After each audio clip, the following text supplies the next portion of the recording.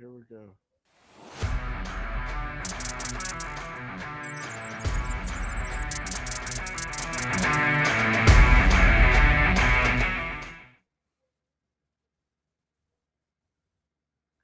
Oh crap! And we are having some difficulties. Hang in there. Sorry. Yeah. Welcome to Sunday at 7:30.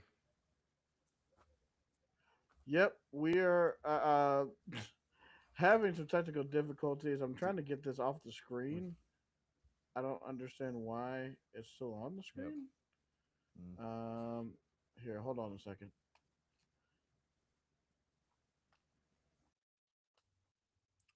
Up. So yeah. So while Tyler's getting back into here, I guess I'll start the show. Welcome back to Believe It. Iowa State. I think you can hear Tyler, but you can only see me right now. So yeah, alongside Tyler Carter, I'm Cody Vasilum, and today we're pretty much going to break down the Big 12, well, the entire football schedule for your Iowa State Cyclones. This year, obviously, this is just college football's right around the corner. We're about what? Oh, I think this week is actually week 0, so it's finally that time. It's game week, at least, and for our Iowa State, the expectation is it's out there. Like I think I've seen a lot of people just throw out different schedule predictions for Iowa State. Obviously, new era, and I'm very excited to see where this goes. So, and through fall camp and things like that. For fall camp, it sounds very promising going on. Yeah. Um, I'm trying to figure out the camera thing, but can you still hear me? Yeah. I think All it's. right. Oh wait, I think it changes like whoever's like dominated speaking because it's changes between you and me. It looks like. Oh, gotcha. All right. Let's see. There we Yeah. go. Oh my goodness. Sorry about that, guy. It Uh, has been a how, train wreck opening. are you sure the adrenaline has not worn down from the White Sox? Maybe that's what it was. I'm still excited over the White Sox having a sweep, and basically we put the rest of the division on notice. Yeah, we're here and we're here to stay, guys. Hmm. But anyways, like you said, it is that time of year. This is the third annual Believe in Iowa State schedule prediction show. Um, really excited, Cody. I guess like what um are you looking forward to the most? Especially with all the reports that we've heard from the um I guess from like the Yeah, re- the press conferences. yeah, press conferences. Obviously very exciting. Now we're like fully into football. I think it was either Jesse Bobbitt or someone in the defensive staff with the quote like during one hit their press conferences talked about like the guys are finally putting on like the shoulder pads, which is great because now you actually get to see guys with full pads, full contact, and you really are getting starting to see who exactly on the team is gonna put themselves out there and get like a prominent like a starting role and things like that. So before we get to the schedule prediction, Iowa State actually announced their team captains for the team for this year. So a couple names I don't expect to be any surprises: Aiden Flora, Jake Taylor, Jalen Rayner, Max Balloon, David Coffey, and Isaac Bobby Terrell have all been announced as team captains for this year's Iowa State football roster.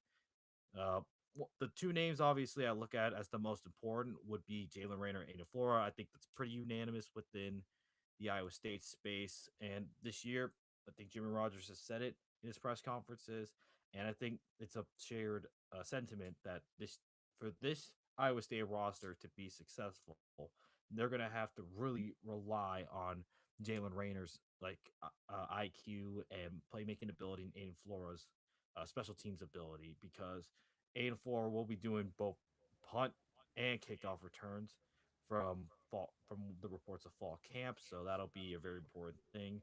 And obviously his emergence will be huge. And Jalen Rayner, can create plays out of anything, as we've seen with his past 3 years at Arkansas State.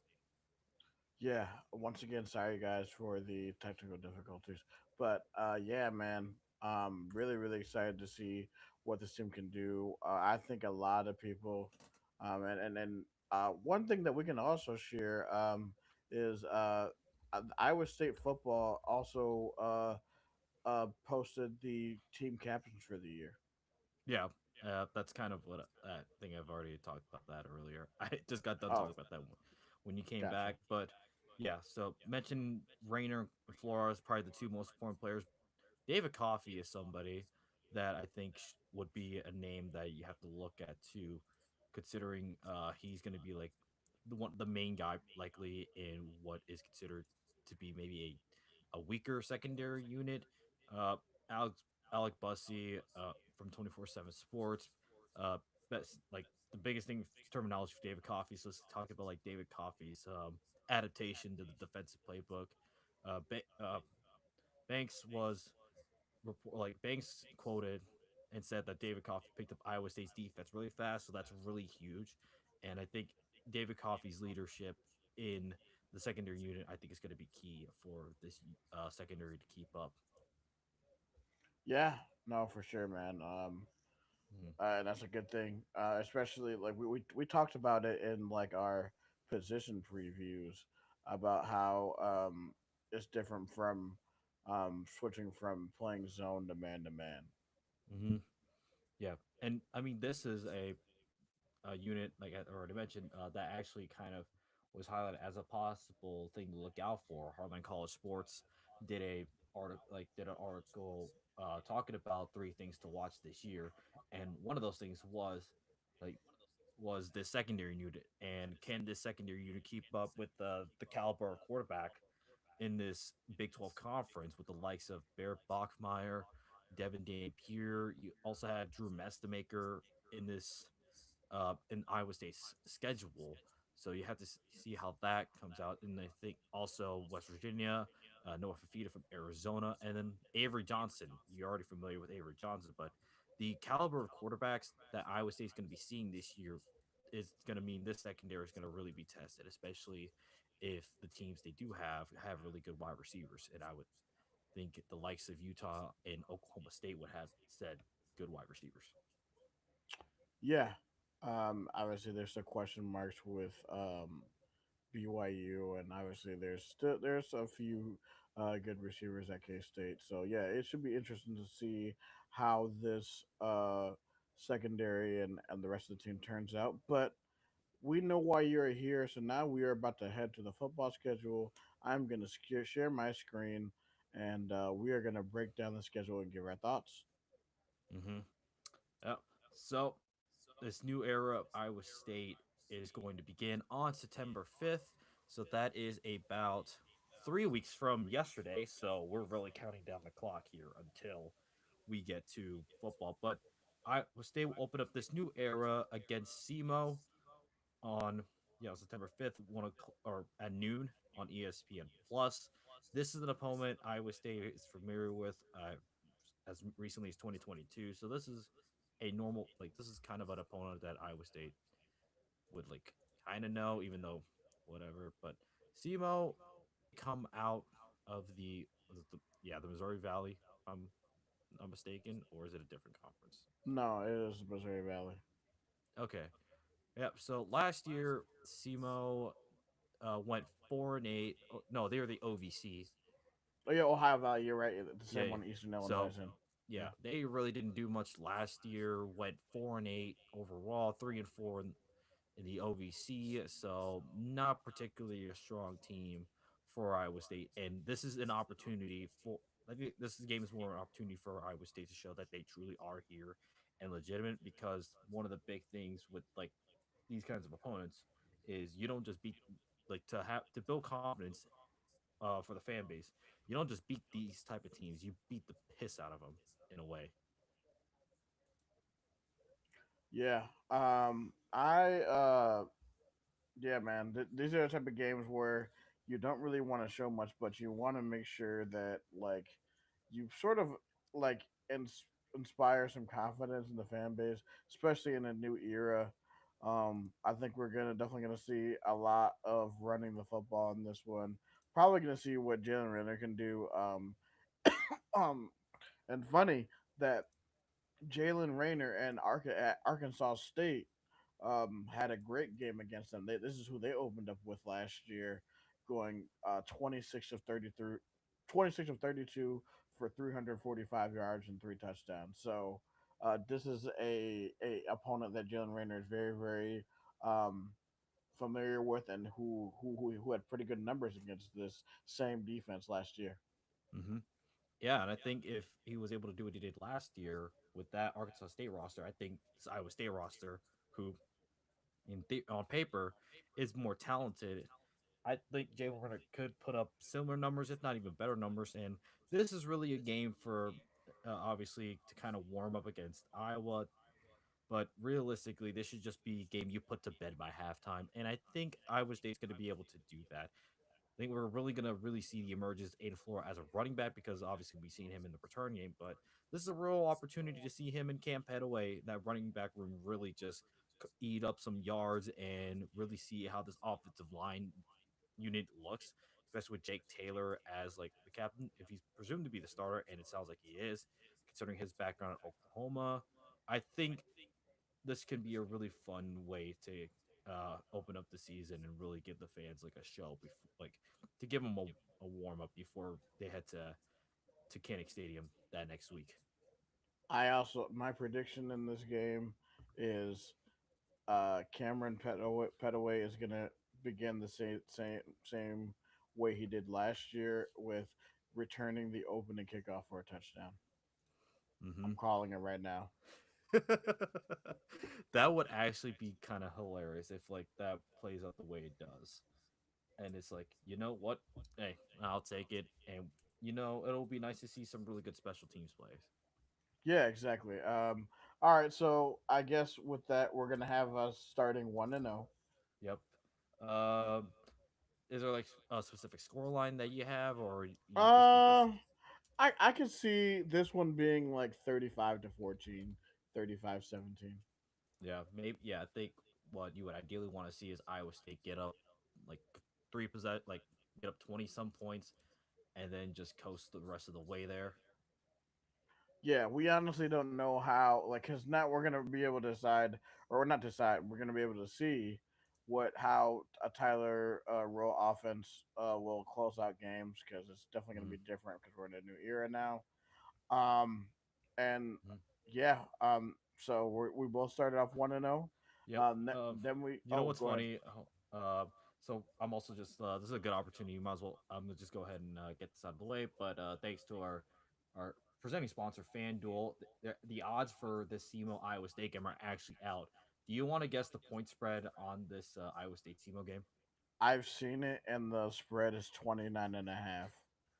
It got bumped up to 30.5. Oh wow. So they're just even with the new roster, they're just expecting us to absolutely blow the doors off of them. So, you know what? If that's how it plays out, that'd be great. But that is a really high like watermark. But I don't think I think Iowa State they probably won't get that because I think they're just gonna do like keep possession, slow the game down on the offensive side, and not allow SEMO to do too much. So I I think personally, if I was a betting man, I would take SEMO to cover, but they're not winning this game. Iowa State's a minus 10,000 favorite in that game. This will so really realistically chalk this one up as a win. I'd say that, but then I've seen crazier things happen in college football. Right, but I don't think it's gonna happen. So Okay. we both are at 1-0, right? Yep. So we both have one now. Okay. Moving down to the next week. This is the one I think everybody's looking out for. The state of Iowa. This thing's gonna be a holiday. Like we're talking like prime time and NBC 6:30 p.m. Central kickoff. It is the Cyhawk game at Kinnick Stadium against the preseason number 19 Iowa Hawkeyes. Yeah. Sort of like a new start for Iowa as well. They did lose Mark Gronowski, Hmm. and in goes apparently at the practice. I believe Jeremy Yep. Hecklinski looks really really good. I believe he went like 17 of 25 for two Hmm. sixty eight and four touchdowns, and then even though it's funny because you think that the better quarterback would be starting, but Kirk usually likes to play the worst quarterback because he usually goes against what the fans want, and a lot of Iowa fans think that Hank Brown's going to be starting. But I think they're going to be this year. They're going to be leaning a lot on the run game, um, with both of their running backs that return. So I guess for you, how do you see this game going, man? Because Hmm. I literally have no idea what Yeah. to expect from them offensively. Yeah. Looking, I mean, we do have some examples. Like I think we talked about like the quarterback battle. Yeah, Hiclincy had a really good day. Actually yesterday because Iowa football hosted their kids' day at Kinnick, so this was an opportunity to see the Iowa Hawkeye like football roster. So Hiclincy finished 17 to 25 for 205 yards and 5 touchdowns. So it looks like this could be a really good day. But also LJ Phillips. This is coming from actually Tyler Tashman in a quoted tweet by Chad Lysico. It sounds like there's promise with LJ Phillips at the running back position, Mm-hmm. and with that, Iowa they're gonna be like this is gonna be one of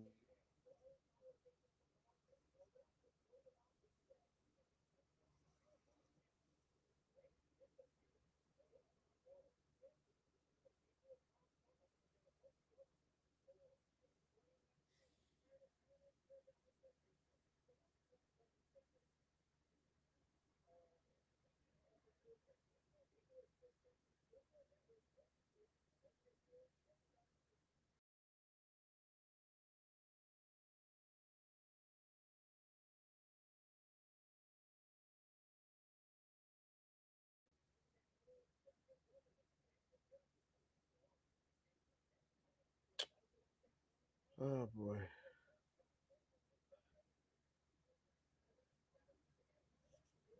And yeah, sorry guys, this has just been a disaster.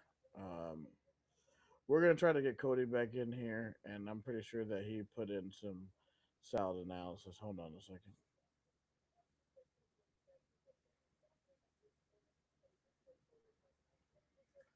Oh boy.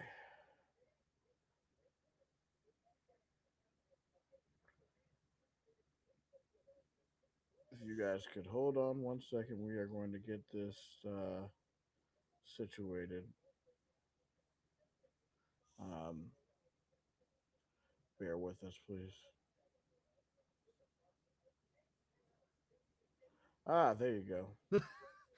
even I had connection issues. I think it was the Iowa or something. Somebody must have heard me talk too much Iowa, but I don't know if you had anything to say, but I kind of just left off on guys like Tony Diaz and LG Phillips really being like offensive pieces for Yeah. Jeremy Hiklinski.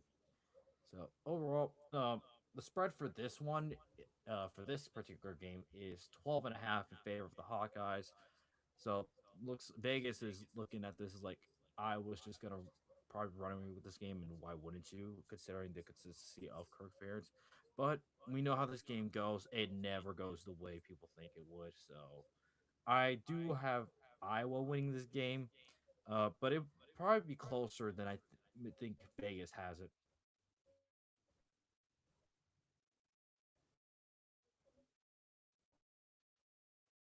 My divorce. Okay, we're off. This is uh there. What is your what's your Oh wait, no. prediction? Oh, don't know if you caught it, but I did have Iowa winning the game, but it's going to be closer than the minus 12 and a half, the 12 and a half point spread that Vegas has. Yeah, I as much as I want to pick Iowa State to win this, I think Iowa wins this, but I think we we lose close. So I'm gonna have probably I'll say Iowa wins like 20-13. We drive and we throw a game-ending interception. Yeah, that would make sense. But hey, it's still a possibility. There is the funny world where somehow we once again are in a situation where Kyle Conradi kicks a game-winning field goal. I could see it. I mean, honestly, but yeah, I have Iowa winning this game and they take back the Cyhawk Trophy.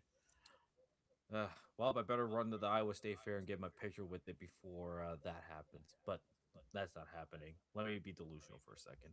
That's not happening. We're keeping the trophy names. You damn right we're keeping the trophy. Yep.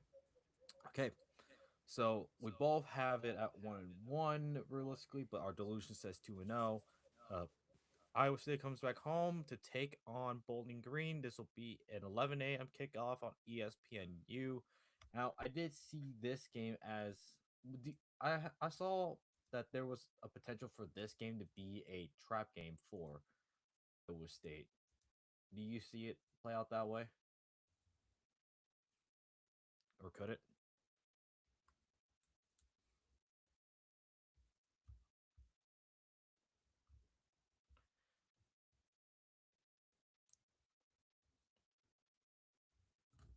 Okay, actually, yeah, okay. So, not sure. Might be a bit of a delay, but uh, yeah, this trope of a potential trap game could be. This comes from again Hartley Hall Sports. I hope we lost Tyler again. We're really having bad issues. I don't know what's going on. This may be a sign of things to come. But Iowa State coming off the Cyhawk game, and it's this game's sandwiched in between Cyhawk and the Big 12 opener against Utah, which we'll get to later. And this could potentially be a game where maybe Iowa State overlooks Bowling Green, considering what's ahead of them. But I think with the mentality that this coaching staff has, they're not going to overlook anybody. And this could be a good opportunity for Cam Petaway. He's facing his former team, Bowling Green, and could be a full circle moment. I don't know if Cam Petaway performs. So I personally will have them winning this game against Bowling Green and sets them up for 2-1 out of the non-con and ready for Big 12 play. Yeah, I'd agree with you. Yeah, we are moving to 2-1. I have us winning probably pulling away. I have us winning like maybe like a this like 38-17. Hmm. So potentially a good rebound game after what I would assume to be an emotional Cyhawk game. Yeah, like a physical. It's gonna be people are gonna be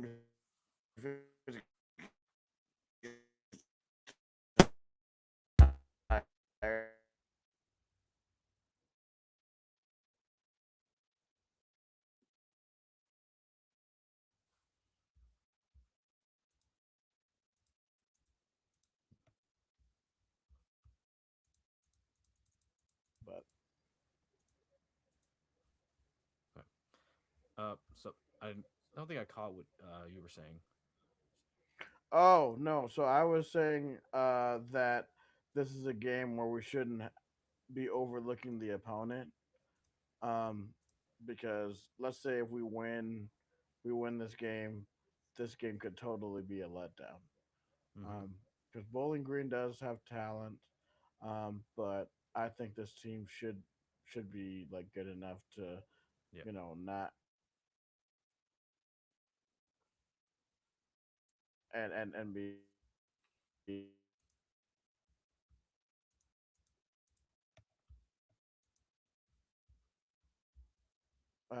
we move on to week 4 as we play Hmm. Utah.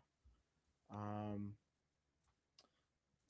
Yep. So the Utah game, this one Iowa State has marked as the Hall of Fame weekend, and also the whiteout game. So this is going to be the third whiteout that Iowa State has done.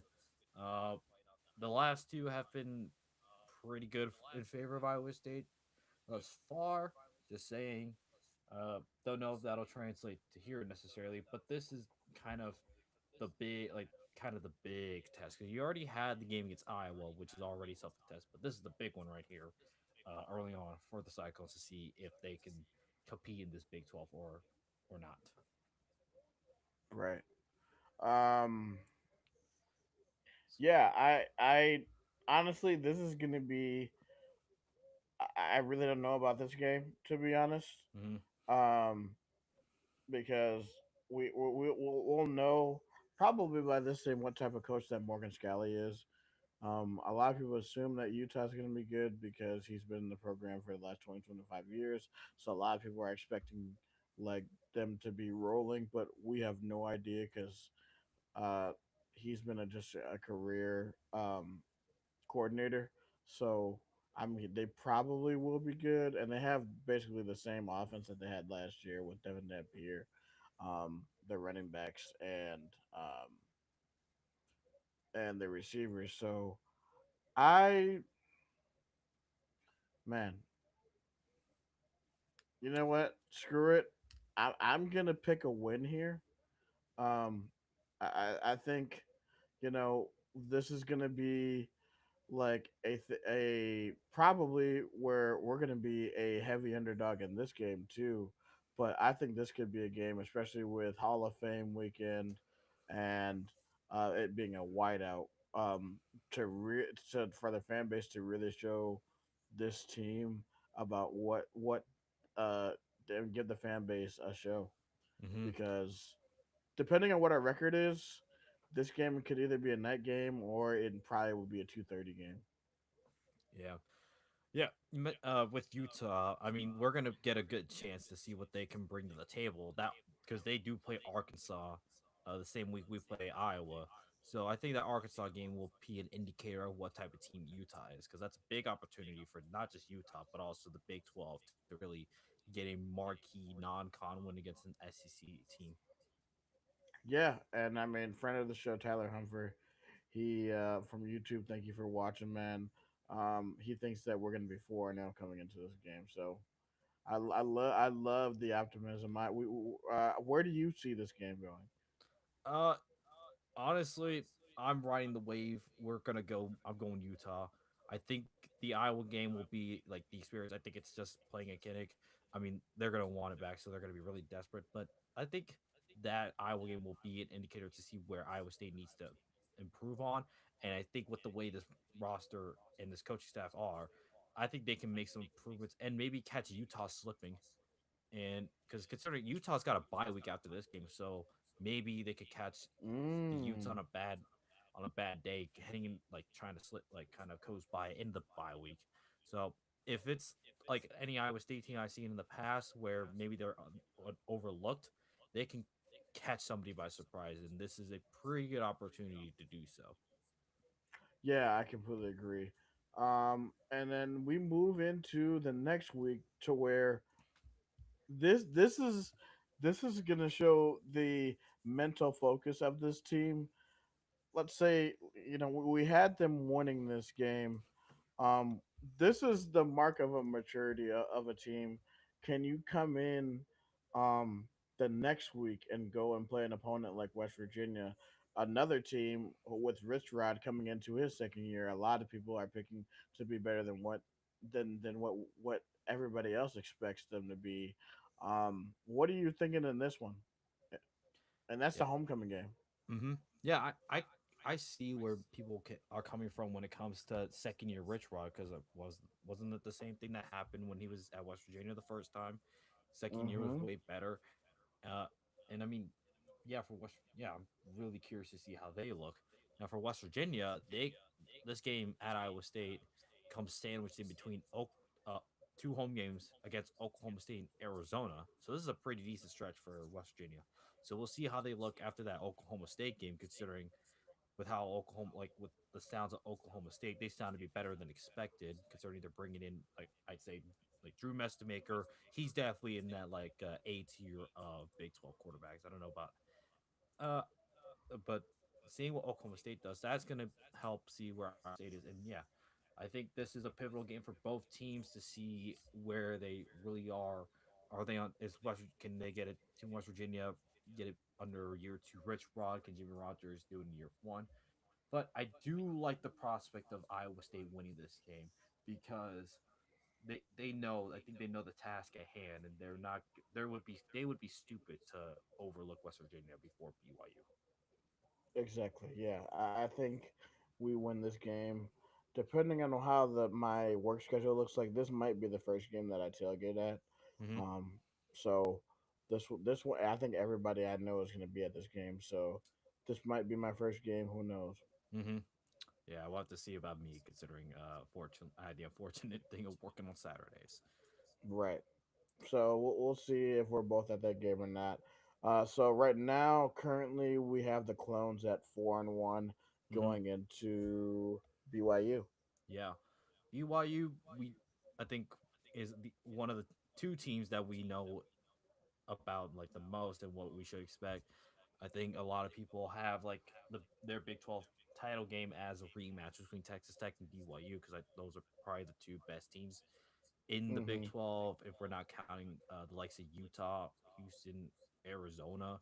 That's like a solidified top five, you but Texas Tech and BYU are probably like the cream of the crop to quote Macho Man Randy Savage. And I mean, this game is a night game at Lavelle Edwards under the like on Friday night, so really gonna be a testament to see like this is like one of the best atmospheres in all of college football. We've seen how I yeah. weird things can happen in Lavelle Edwards at night. Yeah, and unfortunately, I think that's gonna get to the Clones. I have us losing by a couple scores, so I have us lo- uh go moving or losing, and then we're going to 4-2, and we have a lot of things to improve on going into the bye week. Hmm. Yep, I think I have the same. I just think the lights like Bear Bachmeyer is gonna once again show that he's one of the best quarterbacks in the country in the Big 12. So 4-2 heading into the bye week. I think this or 3-3, depending on if Iowa State drops like one of the home games, either Utah or West Virginia. So kind of in an area spec. And then on the 24th, you head down to Tucson to take on Brett Brennan, Noah Fafita, and the Arizona Wildcats. This is a team like year three Brett Brennan. I think people have this under like this expectation of them to really improve and build on year two. And the conversation is for the most part around Noah Fafita. I look at him like he was a solid quarterback for Arizona, but at the same time, I don't think he really moved the needle for me personally.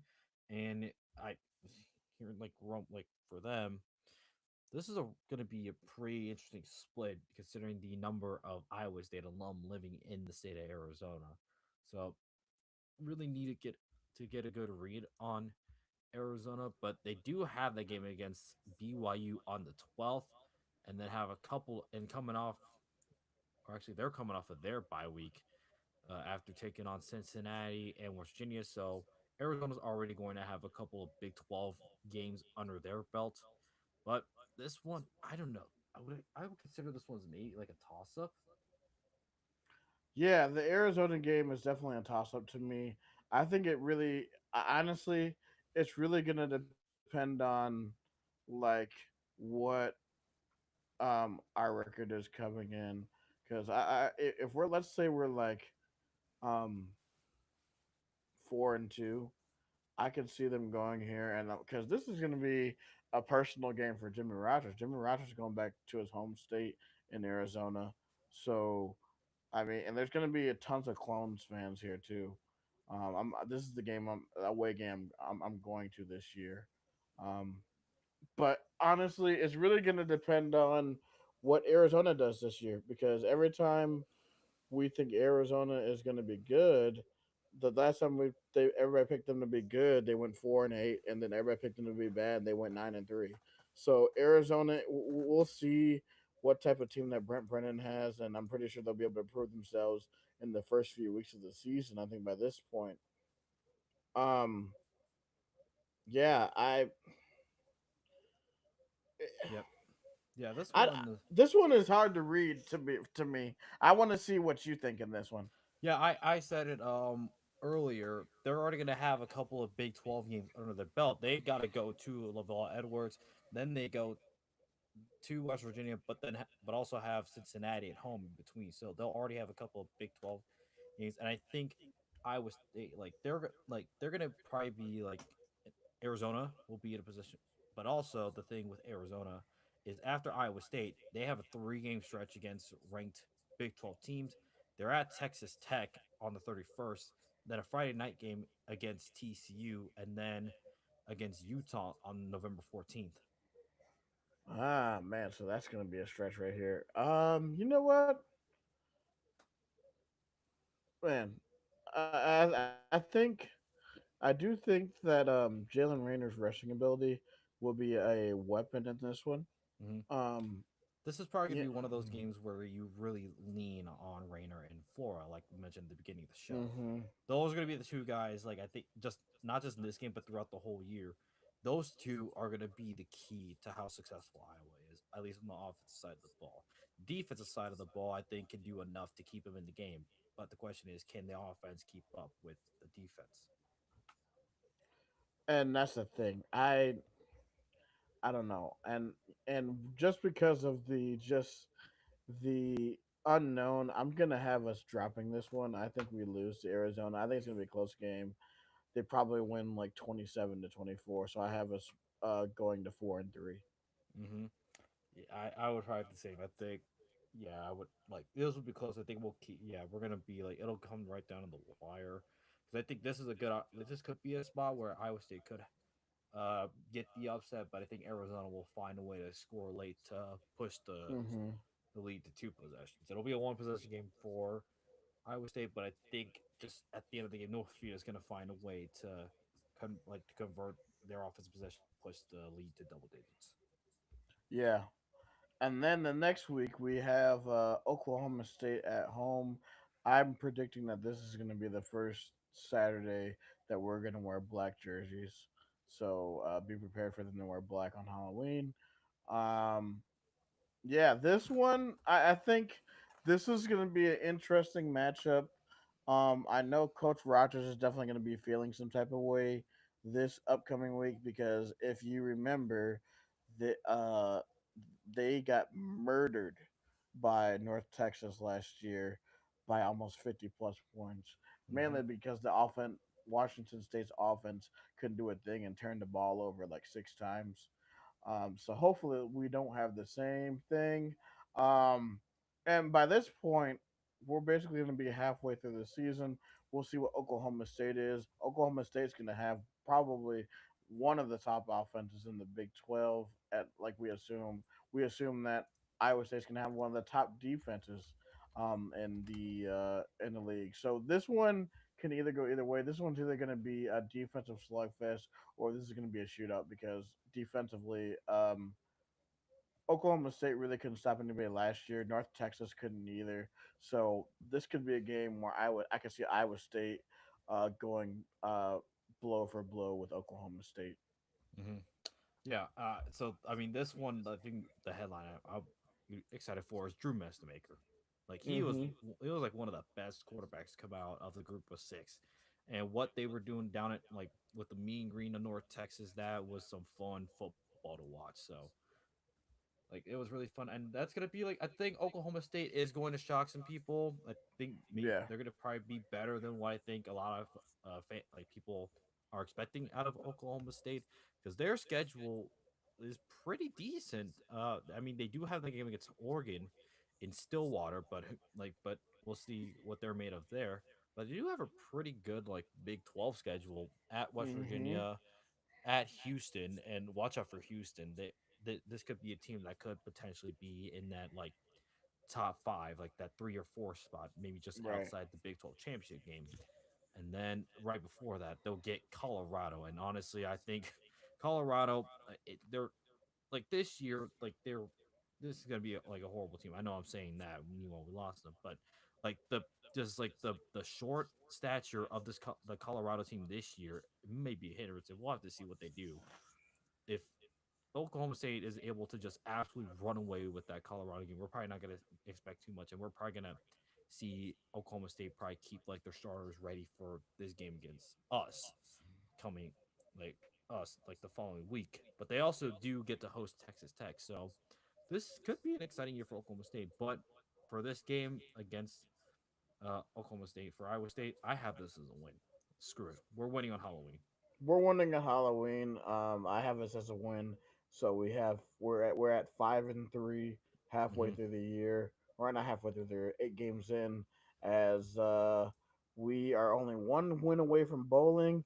And the next week we go on the road to McLean Stadium. I am very, very glad that this game is in November and not in September where it's like 115 degrees. Yep. Like like what was it? The game where like we weren't allowed to, like what wasn't this like tent gate or whatever we 10, called it? 10 yeah, 10 game in 2021 and we Oh, lost. that was so ridiculous. That still like pushes like my buttons sometimes. It's like that was just ridiculous. But yeah. All right. Before we even talked about the game itself, do you think at this point Dave Aranda gets fired or no? I am gonna predict yes, because Okay. I don't know, because I know there's always those years um where Dave Aranda will pull something out of his butt and they somehow make a magical run, win double digit game. I just don't see that this year, especially with DJ Lagway. I do not see it this year, and I don't think they're going to be a good defensive team at all. I have us winning this game. I have us moving to 6-3. Yeah. So, yeah, we Uh, are. So um, by the ninth game, which would be absolutely amazing, we are going bowling. yeah we're going bowling. Yeah, I like this. Yeah, this could be a win and a good opportunity to get that win back in Waco after 2021. So yeah, we're going to Lane Stadium and we're probably like gonna face like David Randallus Baylor, but who knows? Like with the way Baylor is. Excuse me, I Yeah, couldn't English there for a second, but I mean even before that, I'm looking at some games that Baylor has. They do play Auburn in Mercedes-Benz Stadium. Then they do go to Arizona State. They have rivalry against TCU. And honest, like this is that schedule. I think maybe Baylor might have an inflated record considering they don't really play anybody. No, because Auburn, I, I mean, I don't know. Like Auburn isn't like exactly pushing it for me within the SEC, but they do have Alex Golish, and we saw what they did in South Florida. So who knows with the resources that Auburn has? Maybe they give them a chance there. But really, out but TCU, they don't scream to me like they're gonna do too much, and UCF, we don't know what they're gonna be like at this point. So really, this could be maybe Dave Aranda does keep his job because of the caliber of hmm teams he's going up against. But and then we're gonna come into Waco and shut all that down. yep. We'll shut all that down. Jimmy Rogers um, is going to go to a bowl game his first year, and the world rejoices. Hmm. Um, and this is going to be another guy who I think is going to be on the hot seat. I don't think Cincinnati is really going to be any good at all, to be honest with you. Um, Playing Cincinnati at home that will help, especially after last year. What happened, and uh, we The got less said, the better. yeah. The Yeah. less said, the better. Yeah. Yep. I mean, Cincinnati at this point, like I, I don't expect like anything. Like I don't know what to expect. Like this, it it don't sound promising. And the things to look out for when it does come to Cincinnati, obviously you're gonna have the drama, like with the whole Brendan Sorsby saga. You had all that in the off season, so you really weren't. I personally wasn't really able to see too much out of like Cincinnati, at least from their camp, because of that drama with the Brendan Sorsby saga and him going to Texas Tech. And I mean, we saw what happened last year. They started what was it, 7-1 or whatever, and then they And dropped they four lost. straight. Yeah. So this is Cincinnati in November, so you know what to expect. We're gonna absolutely beat the piss out of them and get our revenge for 2025. And, but like, and looking at their their roster, like the between let's see, French. Wait, what? French. J.C. French and Liam O'Brien are the two quarterbacks for Cincinnati that could be that either one of them is replacing Brendan Sorsby. I don't have any confidence. Like I don't know what I mean.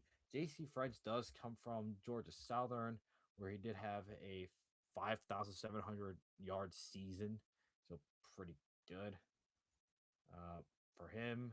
And then Liam O'Brien, don't really have a read, the but Cincinnati, they do have their fair share of a couple of 1,000 yard receivers with Isaiah Johnson returning for Cincinnati.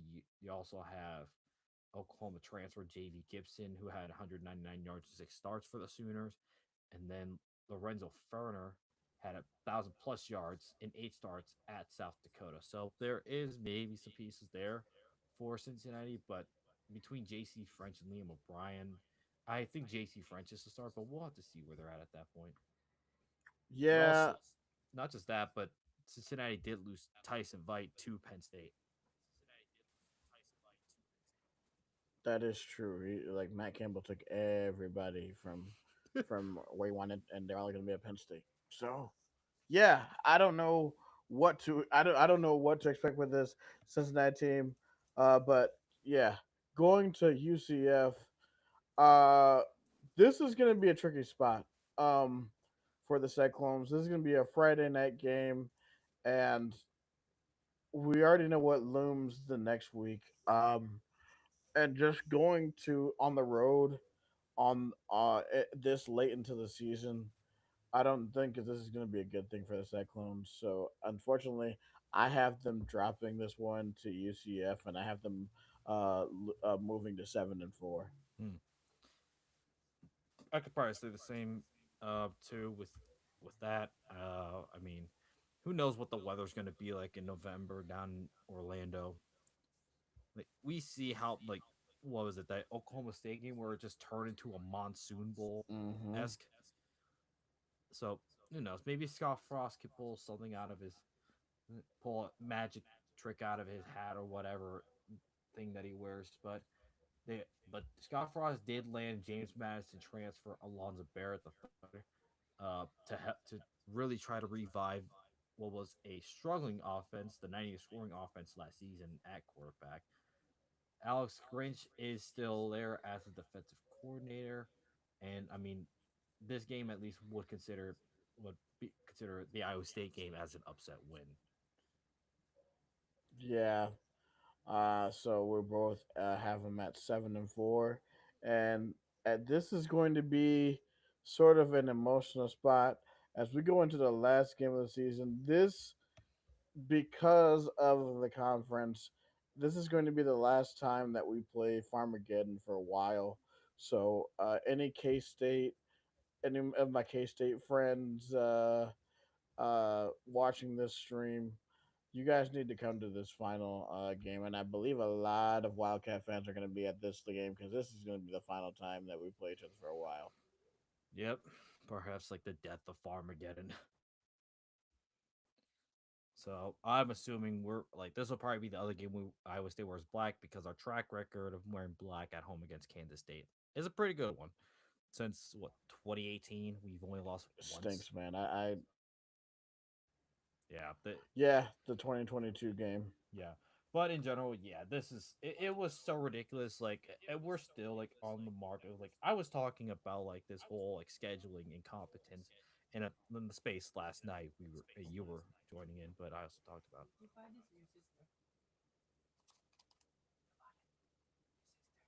yeah. Okay. Sorry about that. But yeah, I was talking in the space last night with some Iowa State fans and the South Dakota State fan of all things. But yeah, we talked about like Farmageddon and why it was it was ridiculous to not protect this rivalry because if I'm not mistaken, what was it, like there was a direct quote from both athletic directors regarding that decision Hmm.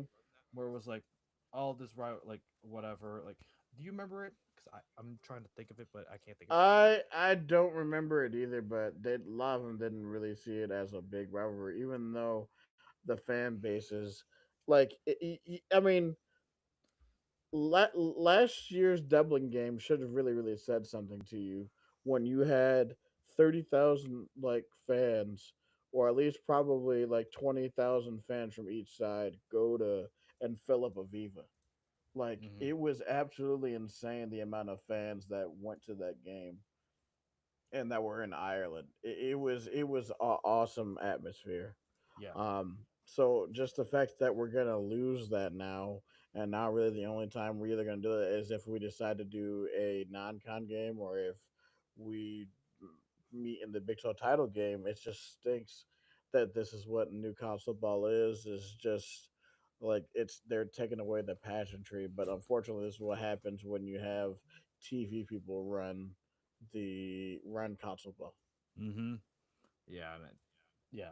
So it stinks. Well, I think Iowa State is going. We're going to go out like with a bang because we're beating Kansas State, and I don't know if it'll happen again, but I guarantee you, somewhere in the stands of Jack Trice Stadium, Avery Johnson's father and whoever else is gonna have a blot. Like they're gonna fight each other like it's the UFC or or what recently actually about what was it about 2 weeks ago we had WWE come into Des Moines, to the Casey Center. So who knows? You might end up seeing a TLC match in the in the tailgate lots between Kansas State fans. Cody, get the tables, That's gonna just tables, tables, tables. I don't know if it's gonna be a TLC match or just look like Bill's Mafia tailgate. But either way, somebody is going through a table. If Kansas State loses that, and I think we're going to. We're going to really spoil the Colin Klein party. Oh, for sure. Yeah, I think we win this game, and we're gonna spoil Collins Klein's first year as head coach with a win, and we finish the season 8-4, which So, means that we probably will make it to a decent bowl game.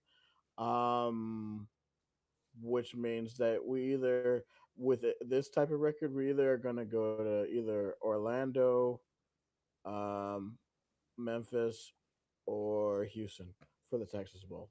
I don't want to go to Memphis. But I mean, the fact we even have like a mention, we even mentioned like going 8-4. I don't know if that's like delusional. Maybe that's just us being slightly delusional. But for Probably, we probably are being slightly delusional, but this is an Iowa State show, and if you want realism, go and listen to a national podcast, like because we're obviously going to be more Iowa State yeah, heavy. a- and So realistically, like this is the type of year where we can just say screw it and ball, and it can lead us to a couple of wins that maybe not many people are expecting. that's what I'm saying. Like, and for me, my personal expectations is somewhere between 5-7 and 8-4 to begin with. So I think it. Yeah, I think the floor is probably going to be like 5-7, and then the Hmm. ceiling is probably going to be like 8-4.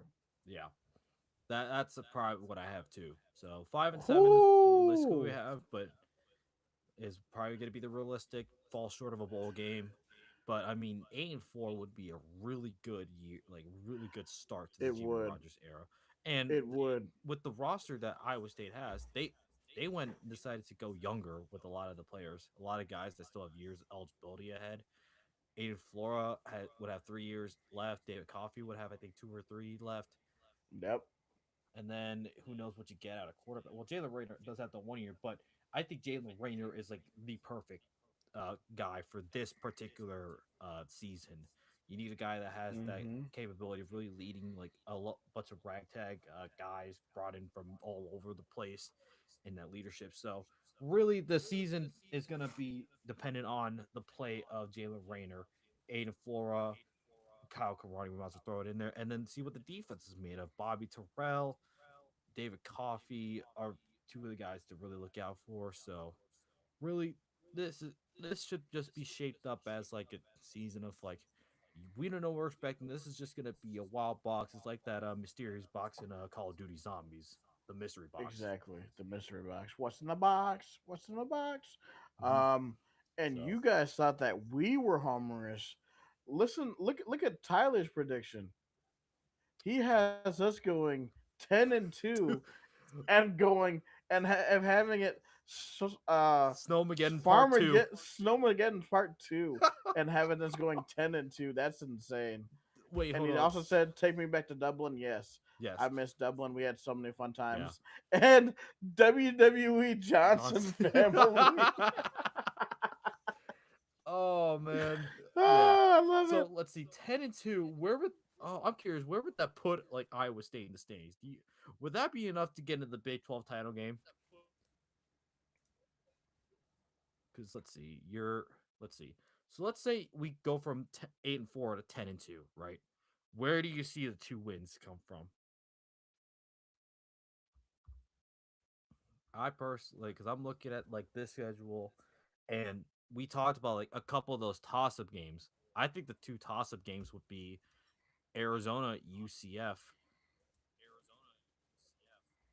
Yeah, Arizona and UCF could be there are definitely the toss up games.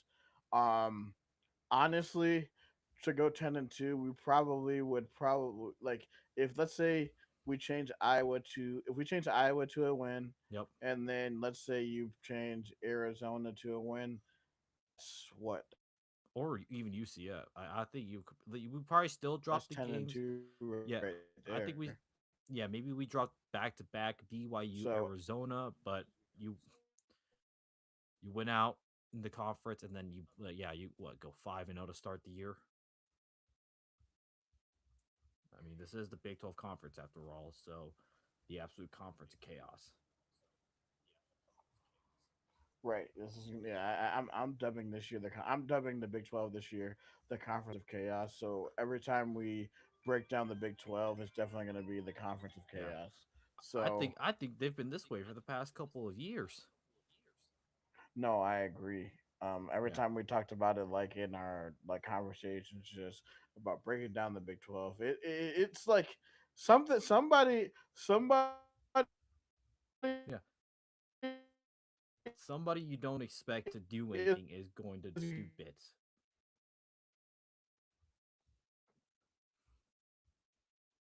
I think yeah, we lost Tyler again.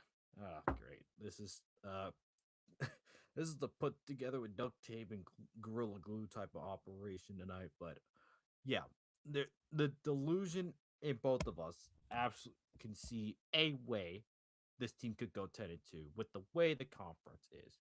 It I like that game at Iowa is going to really see like what we can do.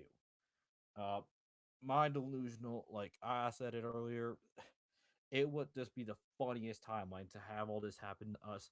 Iowa being a double digit favorite, and then we go into Kinnick Stadium and beat them again. And they'll and Iowa fans are just gonna be so good if they can't get it done against this Iowa State team. And we would extend their home losing streak against Iowa State to what, 4 game? Like, let's see, it'd three be games. 3 games. Yeah.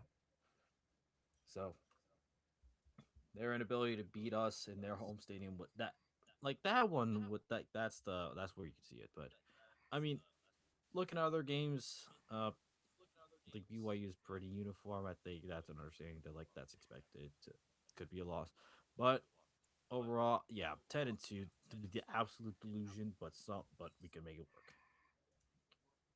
Yeah. Tyler said he expects 6-6, but 8-4 10-2 is a real possibility, Yep. which it makes sense. Like if you really go through these games, blindly and without like knowing offensively, because I think we're just trying to like, because last year we did this and we picked 11-1, One, and then unfortunately you got and hit with a bunch of really you injuries. look at the us being decimated by injuries, we probably would have won 11-1. But like, yeah, somewhere between 6-6 and 8-4, I think is a real possibility.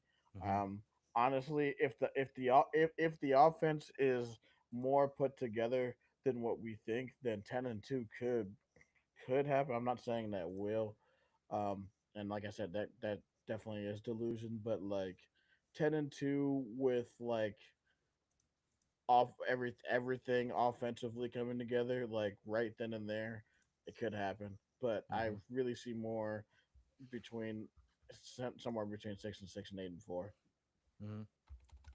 Let's see.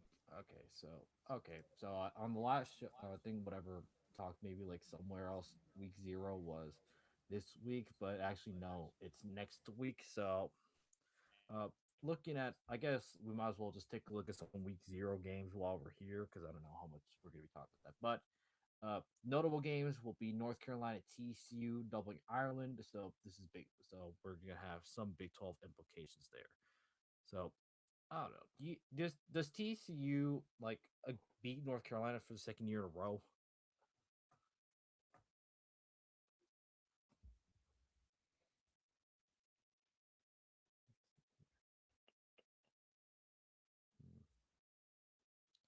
I'm one like I look at that as North Carolina. Like both teams are going to be pretty desperate. I think Sonny Dykes is going to like the you're starting to lose like that.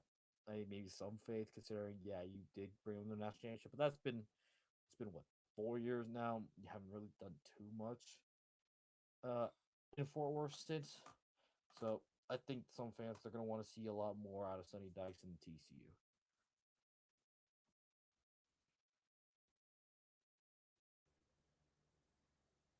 There. Yeah, I'm here. Okay. Yeah. So I think I just kind of talked about like the game in Ireland, North Carolina TCU. That's something to look out for, and then trying to see other non-con Big 12 games that I'm trying to think off the top of my head. Let's see. Let's see. So I think what was it? Week 1 mentioned Baylor Auburn already. Week 2 the border war. I don't know. You have anything about like regarding the border war? Missouri KU. I know we were talking about it in the space last night. I think Missouri, like since Kansas still doesn't really know who their quarterback is, I expect Kansas to struggle this year. I see them more as like a 4-8, 5-7 type of football team, and I think Missouri wins that game by multiple scores like they did last year in Columbia. Yeah. So that would be and then we kind of like we've already gone through. We already talked about like Arkansas heading to Utah. I think we have that one as a Utah win. Yes. Yeah, I think that's going to be huge. And then what's funny enough, also week 2, you have UCF traveling to Pitt, kind of threw that one under the radar, Yep. and Oregon, Oklahoma State. I think we still have Oregon winning that one. Yeah, I have the Ducks winning that one. And then Texas Tech over Oregon State. I think that would be chalk. And Yeah, it's then definitely in the chalk. and Yeah. then Arizona State heading to College Station. Yeah, honestly, I don't know who their quarterback's going to be. I want to say it's going to be Cutter Bowley for Arizona State, but I honestly like there's so much newness with the Big 12 in general. I have no idea what the read is going to be on a lot of these teams. So I'm gonna say A&M wins that one by multiple scores, Mhm. but we don't know what they're gonna be look like. So yeah, Arizona there, and then Washington State comes in and plays Kansas State in 11 a.m. on TNT. So Washington State is gonna be starting anew with old Missouri offensive coordinator. So that should be interesting. Uh, Oh, and then Arizona BYU at 2:30 on Fox. Yep. So I think I think highlighted that one a little bit. So uh, I think that could be a fun early Big 12 game. That's a fun early Big 12 game right there. Yeah, I mean, like we don't. Hey, maybe for all we know, Arizona could get a huge one on the road at BYU, mainly because we don't know what BYU has in the receiving threats. Yep. So who knows? They could take a step back, and then at that point we got to have a discussion. By that point in the season, we'll be like, okay, well, what's wrong with BYU, and who is going to be their receiving threat? That's only if that is actually a issue. hmm Yep. If you skip over to week 3, I think there's something I do want to note related to the Yes. Big 12.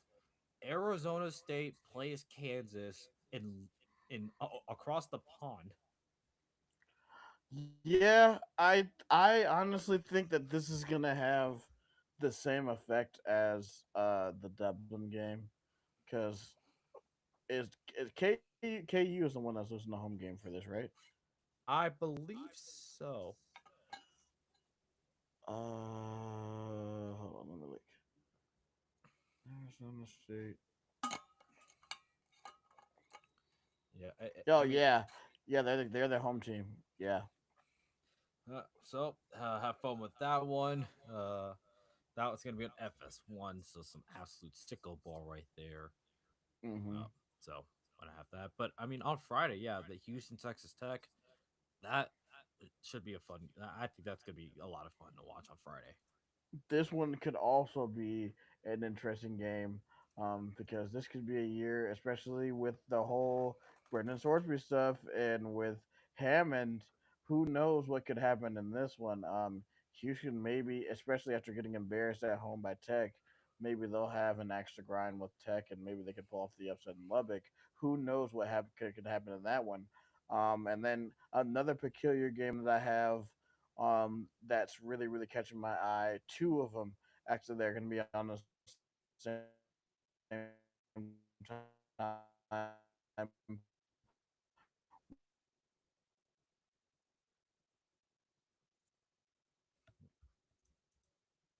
Lakefront, that one is going to be interesting. Northwestern probably going to be decent, but if Colorado could really show out and really get a quality win over a Big Ten team, and then West Virginia facing going to Charlotte to play Virginia in that game. That could also be a game, especially between the ACC and the Big 12. I think this is going to be a spot where the Big 12 can flex their muscles. Mm-hmm. For sure. Uh, okay, so that there, and then just going to week 4, I can say I think really highlighting Oklahoma State, West Virginia. That's probably like the mark, and Iowa State, Utah. Those are probably the two marquee matchups in the Big 12. Arizona does go to Washington State in an old Pac-12 game on CBS, so that that's kind of that. So we're getting to like maybe like the I don't know, like so we're really getting deeper into the season, and then week 5 there's a random non-con game for Kansas because I think this is like coming off playing in London. They played Middle Tennessee on October 3rd. Interesting. Yeah, kind of. Yeah, I was like what? But I think West Virginia, Iowa State's probably the game to look out for, and then who knows what Colorado does, like Texas Tech. Uh, I Continuing. think UCF. I think UCF and Houston could be sneaky good. Hmm. Also, I know a lot of other people believe that TCU could be a dark horse in the Big 12 playing TCU. That's only if you really believe in Jaden Craig from Harvard, but we'll see.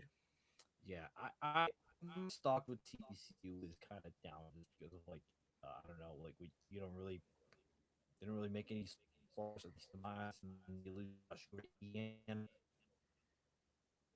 Yeah,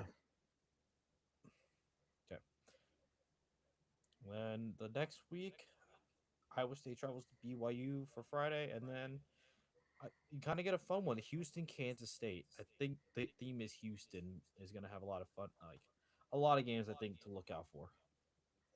yeah. The last time they played, that was, I believe, in 2024 when Houston was with Zion Chris, and they upset K State in that game, which helped us out and helped us go to the Big 12 championship game because we wouldn't have never had a chance if it wasn't for K State losing. Yeah, that was I think what was I think we were because that was the same week as us beating Utah in Salt Lake City. Yes. Okay, so you have that one. So that and then on the week 7, this week 7 is where Notre Dame BYU. That's a big Yeah, this matchup. one, depending on what BYU's record is, which is probably going to be good or undefeated, this one is probably it has college game day written all over it. Um, I think another game that's going to be interesting is going to be Arizona State going on the road to Texas Tech. I think Arizona State will be decent. We have the Sunflower Showdown. Will K State extend their lead? Yes, they're going to destroy KU. They're gonna continue the streak like Undertaker at WrestleMania in his prime. Yep. Would that be? What would that be? 18 in a row? I believe so. Yeah, it'd be 18 in a row. Yeah. Another underrated one, Oklahoma State Houston, the rivalry.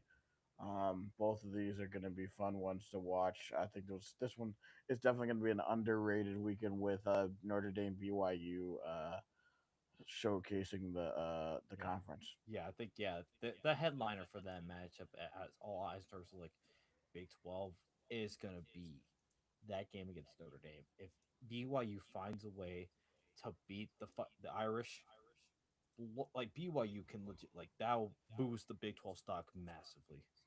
Oh, for sure, Mhm. definitely. And then kind of talking about like the Sunflower State showdown. Dylan Edwards, former K State running back or teammate of Joe Jackson, Air Johnson, is at Kansas. Mm-hmm.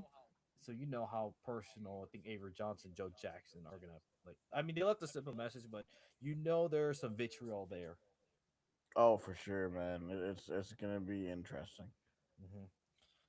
That yeah. So you have that week 8, really getting like this is probably the part where like you really start to see the separation between the haves and have-nots, the pretenders and the Mm-hmm. contenders.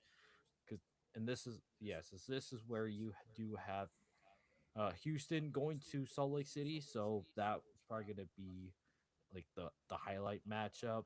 Also, Iowa State, Arizona, depending where the two teams are, could be like a sneakily good game. And then knows where Arizona State's at, but Baylor, Kansas, kind of among the highlights. And then skipping over that, so sipping over that, uh, taking over the next week. Friday, October 30th, Baylor heads to the Bounce House to take on Central Florida. Then you do have Oklahoma State, Iowa State, so two teams new. We said it earlier. This one could just be an absolute shootout. Like this could just be fireworks all over the Mm-hmm. place. But also in this, Arizona heads to Lubbock to take on Texas Tech. This one is gonna be an interesting one. Arizona, is definitely a dark horse team for me. Um, Yeah. especially with Noah Fafita going into his third year, Arizona could really take off. Um, especially going into Brent Brennan's third year, he needed a year like last year to them to rebound, especially inheriting a team where who really wasn't his since Jed Fish left later in the coaching cycle to go to Washington. Hmm. So if they're able to put a third year together, they could be a force to be reckoned with in this Big 12 for Yep. years to come. Hmm. So yeah, so there, and then we head over to week 10. So this is where week 10, I think the big matchup for me in this one, the Holy War. Oh, we're gonna be eating good with the Holy War Uh, this week. Ooh, ooh, ooh. I, yeah, this depending on how Utah does, can you imagine if BYU beats Notre Dame and this is like an undefeated versus undefeated matchup? Oh man, I think we like talked about BYU, yeah. Oh, the better be like I think the Holy War is like one of the top rivalries in all college football. Holy War is gonna be destined for big noon, for sure. Yeah, but you know how the state of Utah they're gonna get up for that, even if it's like the 11 kickoff, local time. Oh, wait a minute. No, no, it's not. No, it's Wait, not. what? Because remember, this is November 7th. So all those games that week, they're gonna either choose LSU. But yeah, Oh, unfortunately, this is gonna be the week where it's all those games are gonna be on November 7th national on the national oh, scale. So let me see. now, no, like I said, if it's let's say if it's like what's it 9-0, 9-0 BYU, 9-0 Utah, then probably yes. But I don't know. It depends on what Utah and BYU do to this point Mm-hmm. at this point in Yeah, the yeah. season. I mean, yeah, you mentioned because that week, as like that weekend in college football, you also have Alabama heading to Death Valley to take on Lane Kiffin, Mm-hmm. LSU. You have, yeah, you mentioned Holy War. I think let me take a look at Ohio State, Oregon. I the. think you have Texas, Ooh. Georgia. You have a whole bunch of like good matchups that week. Hmm. So yeah, but I mean, honestly, I think you could probably maybe do like at BYU Utah. They could have be able to pull off like the late night kickoff because well they've done it before, so why not do it again? So maybe they'll still find a way to put BYU Utah on like a national slate. Maybe put them in the after dark area, like the Either that, TV they're gonna slot. put it at 2:30 on ABC. Why would why would they do that? Well, you gotta if you're gonna put it like put that game on a national slot because you're already because TCU Arizona is gonna be at 9:15 on ESPN. So Yep. unless you put it on FS1 or Fox and make it the game of the night, then that's the only way I think you're gonna be able to make it a night game. Wait. Or put it at 6 p.m. Hmm. Maybe Interesting. I don't know. Depending on what the CBS game is, which is probably going to be Ohio State Oregon. So yeah, probably not. Okay. Okay. Well, I think that we'll see what the TV schedule looks like as as like the Yeah, week falls in. yeah. So don't have to worry about that right now. As for week 11, you do have that Friday matchup of Houston at Colorado. So I don't know. I don't really have too much stock in that one. But Texas Tech at Oklahoma State. This one is going to be interesting. If we since we assume that Oklahoma State's going to be good, um, Texas Tech is 15.5 point favorite. This depending on what Oklahoma State looks like, this could be a game where Texas Tech could take a L and could finish the year 11-1. This could be a game where Oklahoma State's surging and maybe could be looking for a berth in the Big 12 title game, Mm. but we'll see. Year one of Eric Morris and Drew Methamaker. Like that name Drew Methamaker is what everybody's gonna have to keep an eye out on. So, Yeah, I honestly, the thing that I'm like interested in to see is how this defense is going to perform because defensively, I still don't know what they're going to be. So that's my only question with Oklahoma State. okay. Yep. Okay. So after that week, the week of Iowa State heading down to Orlando on FS1 on Friday, you do have Arizona traveling to Kansas State, Oklahoma, and then also have Utah at TCU. So this one on paper doesn't scream like too interesting, but Arizona Kansas State does to me, and then Houston at West Virginia. Yeah, West Virginia could definitely pull off an upset and maybe derail Houston's chances of making of or maybe eliminate them. Oklahoma State, Arizona State is definitely another game that I find interesting. The Butt Bowl, of course, is going to be also very entertaining. Utah TCU, just interesting historically since they both used to be in the Mountain West. So this one is going to be a little bit of a fun week with Iowa State UCF opening up the week. Yep. And then for rivalry week, the final week in the regular season, Texas Tech is playing on a Thursday. Wow, yeah, the Thanksgiving game, TCU Texas Tech. This one's gonna be interesting. We got West Virginia Utah on Black Friday. We have the territorial Battle for Territorial Cup. This time is gonna be in Tucson. We have Baylor and Houston playing each other in Houston. Cincinnati going to be on the road at BYU. That could be for bowl eligibility for Cincinnati. UCF going to Folsom to play in Boulder. You have KU going on the road to Stillwater to play Oklahoma State, and of course, this game is probably going to be at 6 p.m. and cold as hell.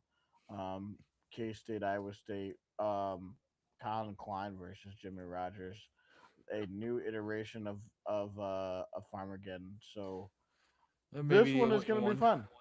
fun. Maybe and the last one for a while. Hopefully, maybe they come to an agreement and they announce it during halfway through the game that it's been extended. Who Yeah. knows? That'd be Or electric. preferably like during like the season before we even get to that game. Yeah. All right. Yeah, I think that's wow. Hour 20. This included a lot of technical difficulties, but we managed to get through the schedule prediction somehow. So maybe this is if this is indicative of how the season's gonna go, then it's gonna be a wild ride. But I mean, we found a way to persevere, and I think that's exactly the kind of mindset and mentality this football team is going to have. And if it leads to us going 6-6, 8-4, or 10-2 for some reason, That's pretty. That's gonna either any way this season ends up. This is just a wild ride, and this is gonna be like the roller coaster at Adventureland. Yeah. And let it not be like a train wreck and not be four, Nate, like this whole entire show was. Thank you for all the loyal sickos that were continued to tune in even despite the technical difficulties. We will be better the next time. Next time we will probably have a show. Um, is you it'll probably just be me breaking down the SEMO game for you. Cody will be on the shows on Sundays, and also be prepared to have like a little 10 to 15 minute reaction show by me. We also are going to be doing that with post game spaces. So if you are on Twitter, me and Cody will be, or at least me, will be doing post game spaces on Saturdays, and then look forward to your preview shows probably either Sunday afternoons, Sunday evenings, Hmm. going forward. All right, guys. Thank you guys for joining the Believe in Iowa State podcast. A few things before we go. We want to thank our sponsor, um, FanDuel. Um, that's we are near the end of baseball season. Get your bets in on baseball. Just don't be. I just ask you, do not be a degenerate and bet on preseason football. You're a degenerate if you do that. Please don't do that. Save your money for when college football starts up, because that's going to be where the real betting is. It's coming up Yes, in a couple weeks. Just save it for wait till week 0, and then you could start being a degenerate when it comes to betting. You probably bet on yes. more kind of stuff. Don't bet on NFL preseason just because you miss football. That's stupid. All right. um, here's where you can find us. You can find Cody on Twitter at Tia Propaganda. Hmm. You can find me on Twitter at SciTagGuy1992. Also, make sure to follow us on social media. Follow what we're doing. I know we haven't posted in a few weeks. Wanted to take a little bit of a hiatus to make sure that I fully don't burn myself out this season Yep. um, coming up. But also, yeah, follow us on Twitter, YouTube, Facebook, TikTok, Instagram, and Twitch. The Twitch handle is Believe in ISU 2025. Signing off. This is Tyler Carter for Tyler And Carter. this is Cody Van Cielo. This is the Believe in Iowa State podcast. Roll clones, baby. It's still a Cyclone State. Yes, sir.